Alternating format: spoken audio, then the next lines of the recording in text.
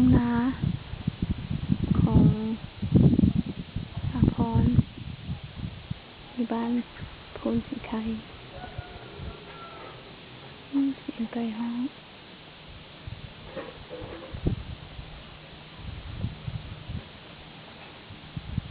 ยามลมพัดนาได้ยินเสียง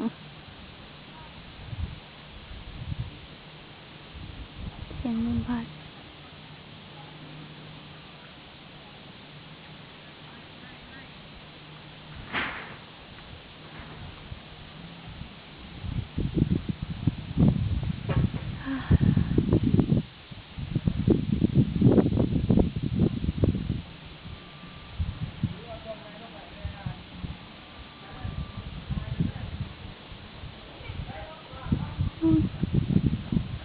มันยังเขียวอยู่ที่ยางไปเบิงบอลเข่าอยู่วันนี้ล่มเพราะว่ามันหนักพวงเข่ามันขึ้นสูงแล้วมัน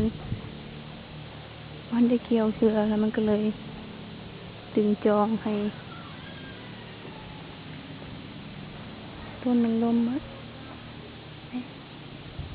คือคนมาเหยียบนี่นักบุญเป็นคนเหยียบท่านจะเกี่ยวก็ต้องได้ก้มเก็บเอาล้มมืด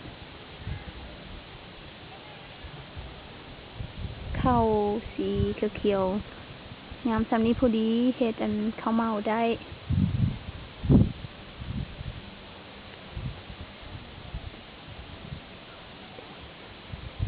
พุ่นหนาพุ่นมันก็ยาวพุ่นไปไกลๆเป็นฮอดอันบ้านหวยเราพุ่นแปรหวยพุ่น